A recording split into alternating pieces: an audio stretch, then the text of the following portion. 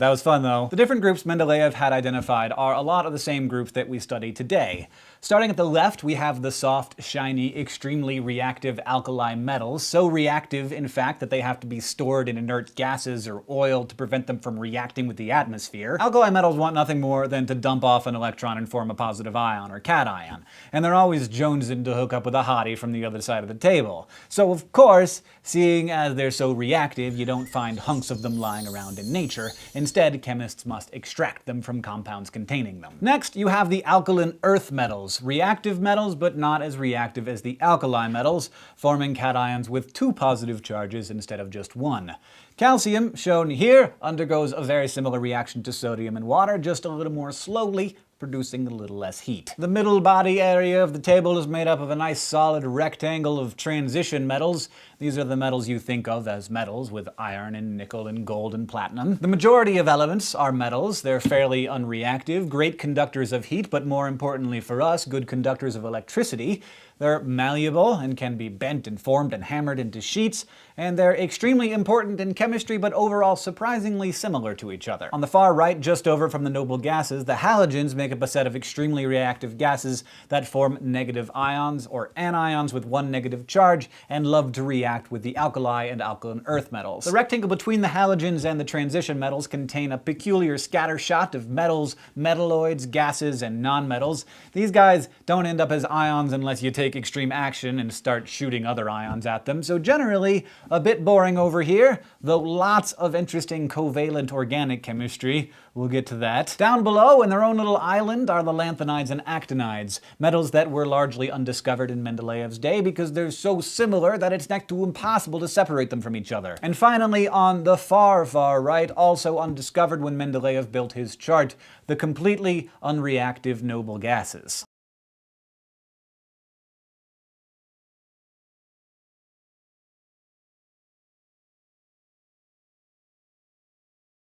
Pretty much everyone knows what this is, even if they don't know much about chemistry. It's the periodic table of the elements, which at first seems like a random arrangement of substances, most of which sound strange and foreign. But the way the elements are arranged reveals many beautiful patterns that tell us about how nature operates. In the mid-1800s, lots of chemists were trying to come up with a way to depict all the elements in table form, and many different formats were proposed.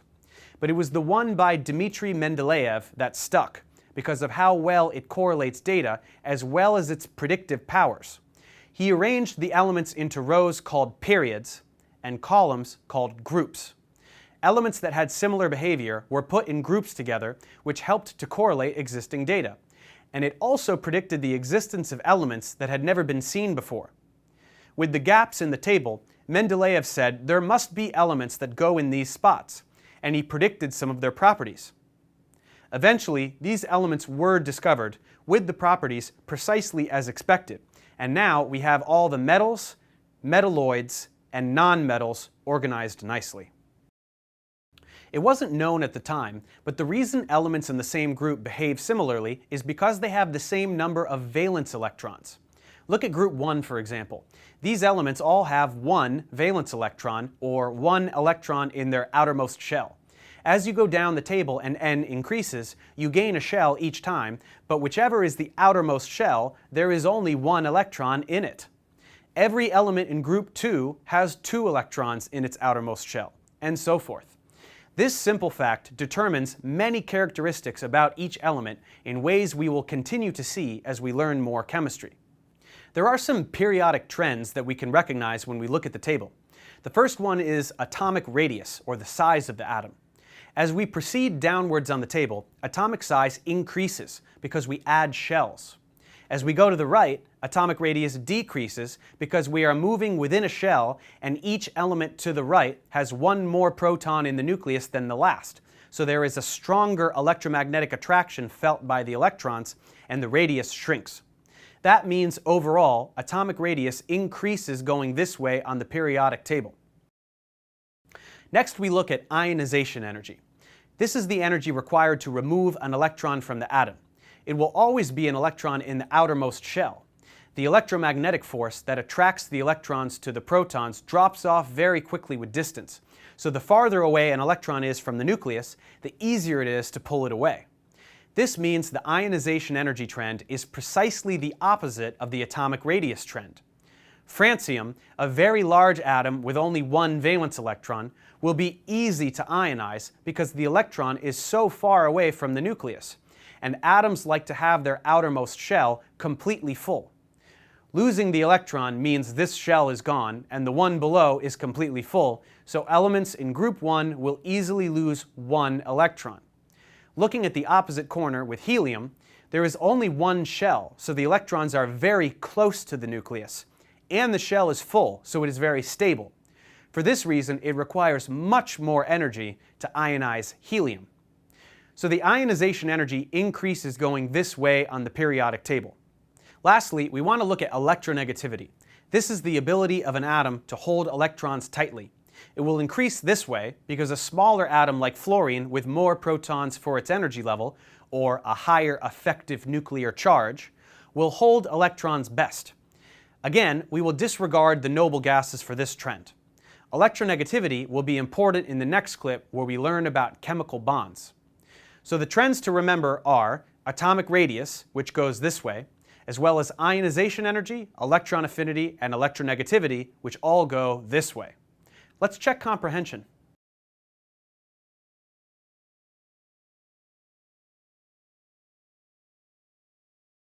Electron dot diagrams.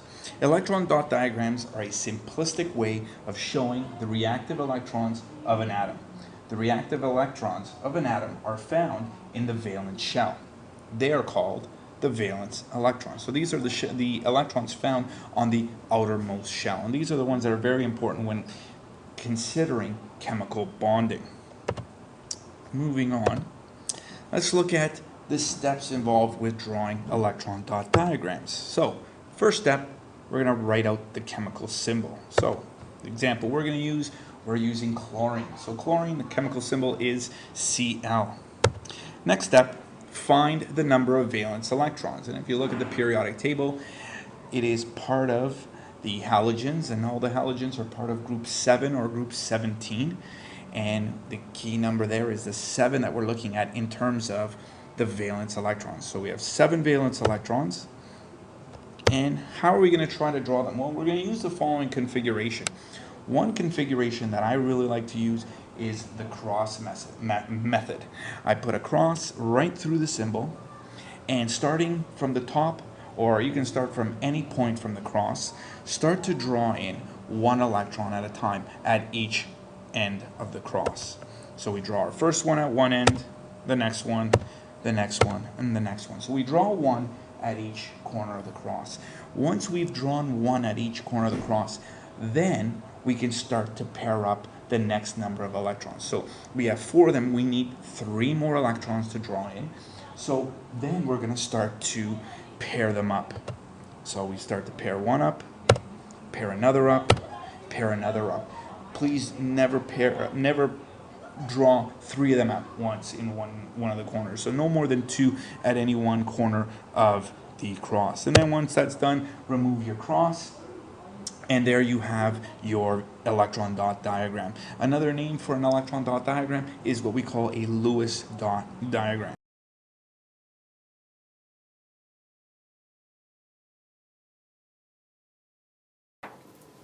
The periodic table is arranged in a very unique way to show the sublevels.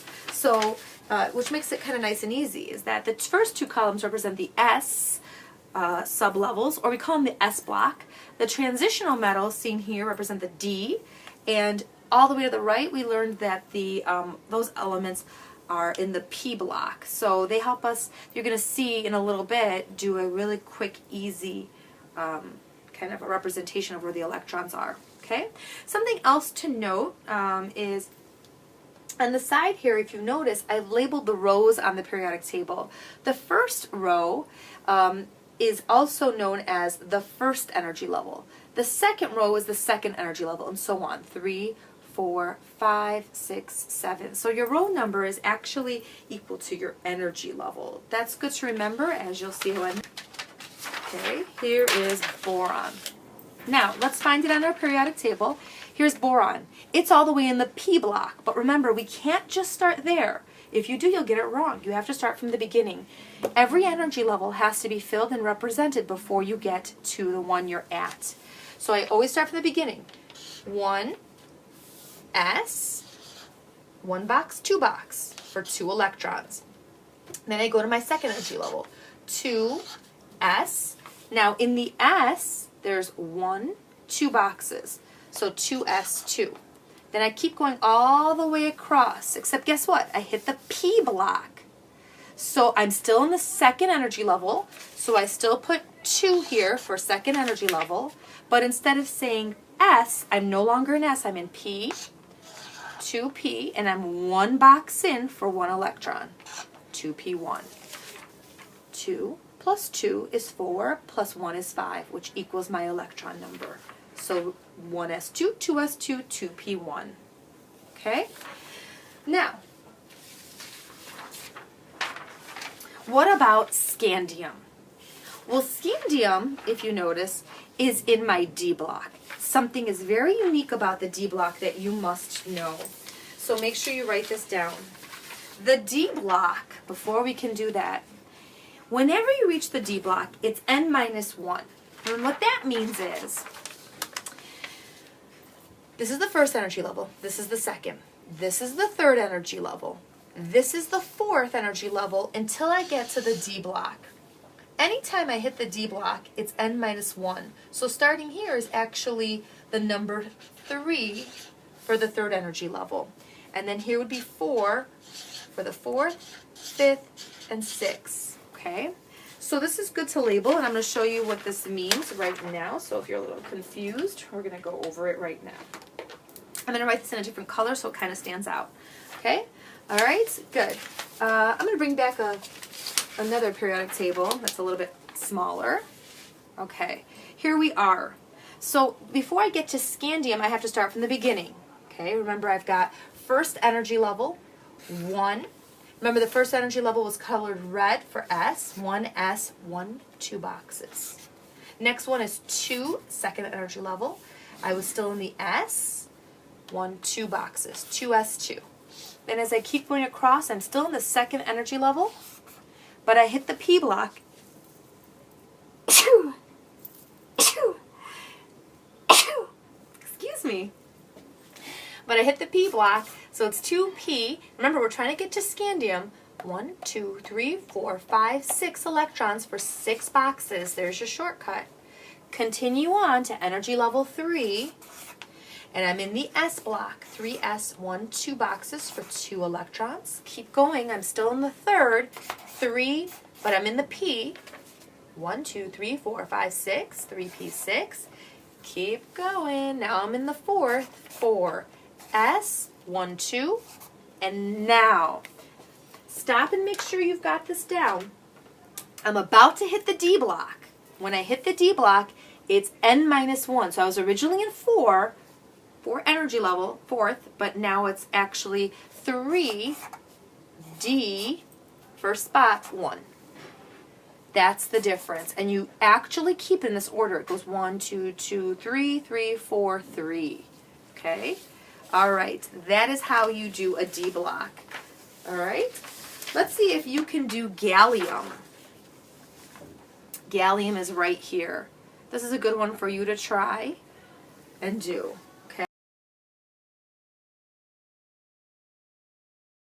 Okay, so when you're done doing it, you should get 1s2, 2s2, 2p6, 3s2, 3p6, 4s2. Remember, you hit the D block, 3d10, 3d10, but gallium is no longer in the D block. So I go back to 4,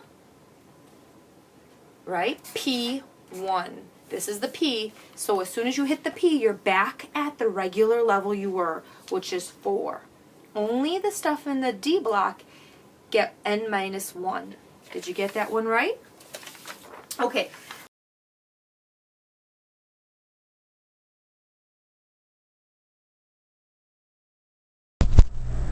All right, when you're filling electron energy level diagrams like this one, you have to obey 3 different rules.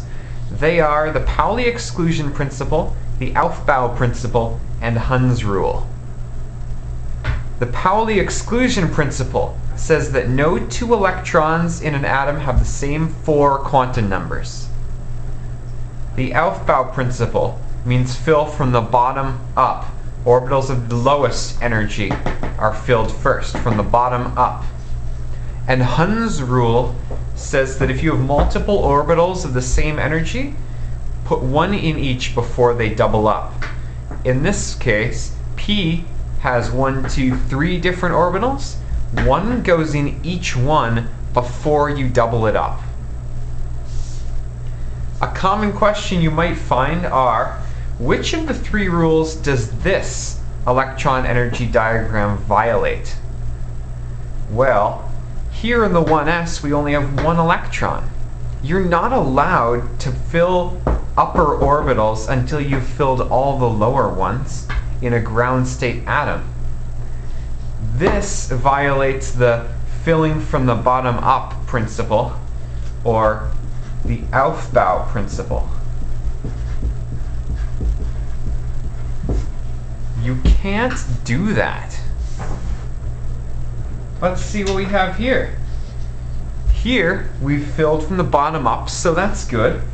And we've even put 1 in each of the P's. But what I notice is that we have 2 electrons in the same orbital that are both spin up. That means N is the same, because N equals 1. L is the same. It's an s orbital, so L is 0. ML, when L is 0, can only be 0. And if they both have spin up, that means their MS's are the same too, both positive 1/2. Here we violated the fact that no 2 electrons can have the same 4 quantum numbers. They're both spin up in the same orbital. You can't do that. This violates the Pauli exclusion principle. It excludes you from doing this kind of crap. What does this violate? Well, you can probably guess it violates the Hund's rule, because it's the only one I haven't done so far. But take a look. You need 1 in each of these P's before you double up. That's the key here. 1 and 2 here, 1 here is 0. No, spread them out. This violates Hund's rule. You can't do that either. The question becomes, how do you even do this properly? Well, you'll notice each of these had 7 electrons. So I'm going to put 7 electrons in here properly, according to the 3 rules. Number 1, no 2 electrons need to have the same 4 quantum numbers. Number 2, fill it from the bottom up. Number 3, spread them out before you double them up. So, 1, 2, 3, 4, 5, 6, 7. Went from the bottom up.